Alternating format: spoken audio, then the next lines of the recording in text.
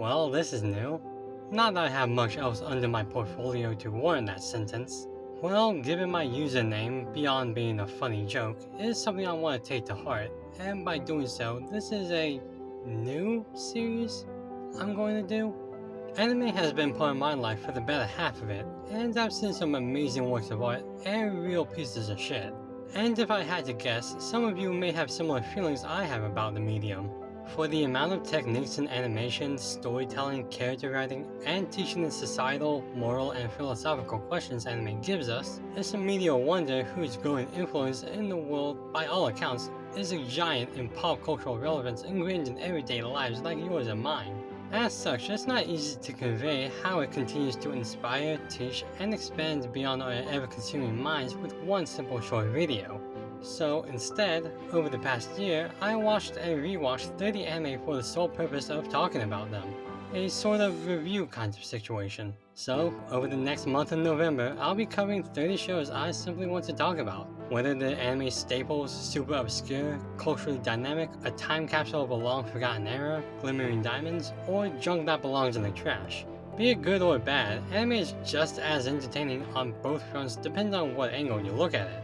And full disclosure, yes, this was inspired by Doug Walker's Disney-cember and James Rolfe's Monster Madness series. I'm also only going to be talking about shows that have definitely ended, and there's no future developments for any continuations as of the day I'm writing these. And I'm only covering the shows, so no movies, no spin-offs, and not even the source material. I'll be looking at these animes as, well, anime. I will bring up other properties if I need to give further context or explanation. Aside from that, it's anime only. There's a lot of anime to cover, and I'm just covering 30 of them. But with that, 30 is still a lot to unpack when it comes to how this style of animation thrives and breathes. So sit back, relax, and prepare for some possibly interesting takes from a guy who loves anime and forcing that obsession onto others. This is Ani-vember. Boy, did I choose something to start off with a bang, huh? What can I say about Cowboy Bebop that no one else has? It's one of the most influential anime of all time, being one of the most critically acclaimed shows of the century, having gained a massive Western audience, having a nobly great dub, and a jazz-oriented thematic story set in one of the most beautiful yet empty iterations of space ever seen in anime. If it exists in Cowboy Bebop, it's already been talked about in full length by someone else. It's actually my personal opinion that if you're gonna watch anime, be it for a hobby, exploration, or a job especially, it's one of the 3 essential shows to watch. So with all the hubbub, it must be a great, nay, nearly perfect show, right? Yeah, pretty much. But let's look at it closer. Spike Spiegel is a suave space bounty hunter who's always on the search for cash and food, with his hunting partner, the tough but quick-witted Jet Black. Aren't these great names? Along the way, they end up joining with Faye Valentine, a saucy seductress of a hunter, Ed, a computer genius with a crazy personality, and Ein, a dog with a greater than average intellect. As a crew, they scavenge space in search of new targets and usually end up on wild antics of mystique, awe, and jazz while on the hunt for criminals and money alike. One word: style. From start to finish, Cowboy Bebop has a defined style, and it's utilized in the smartest and the most creative of ways, overstretching the boundaries expected of the general show's tone. The best way to describe it is as a jazz-oriented space opera, smooth and chaotic, cool and clustered, high in prose and in punctuation. The atmosphere fluctuates throughout the show, as is its episodic nature, but still retains that crucial identity of a bar fight in an art gallery feel. As far as tone goes, there's mostly quiet lightness in the air, which makes room for conversation and atmospheric draw to stand out even more.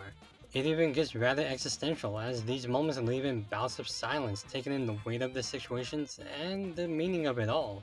It also makes the action scenes pop out even more, as we're treated to incredible choreography or heightened tension between rivalries. It's a counterbalance that works in this visual environment. Some of the best episodes aren't even those that necessarily tie to the overarching story, but rather those that dwell in the unique situation for characters to get over, like the silly mushroom episode or the intense The Thing episode with aspects of Alien and other sci-fi horror tropes.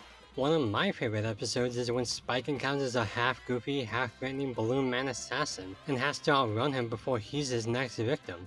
And that's the episode. It's a simple premise, but it relishes its time in making this guy both funny and scary as Spike, someone who's usually cool and collected, runs in a panicked fervor. It's a nearly perfect episode on the quirkiness yet high-profile intensity the show can achieve. The characters are just really likable. They have an array of colorful personalities with the fascinating backstories that you really empathize with. And to give credit to them, much of the characterization and fun aspects to them really go to the actors, at least the English ones. Steve Bloom, Wendy Lee, Bo Billingsley, these guys really evoke what it feels like to be spatial drifters, literally and metaphysically. It's a situation where if you just have an episode of sitting down with these guys at the dinner table, you're left satisfied with what may transpire or whatever's talked about, because they're just so interesting. Now, this isn't to say I don't have problems with it, I do. I could have had a little more screen time with certain characters, or make the main villain more interesting. Yeah, I know he's one of the most famous villains in anime, but I honestly attribute that more to Spike's personal connection to him rather than actually being a well-written character. But with how it's handled, Cowboy Bebop still manages to write fluidly with what it does have. And what it does have is an unrelenting assortment of action, suspense, tomfoolery, quaintness, avoidingly good times, and deep subtle moments of evaluation. It's a show that balances its purpose and the various means in telling it concisely.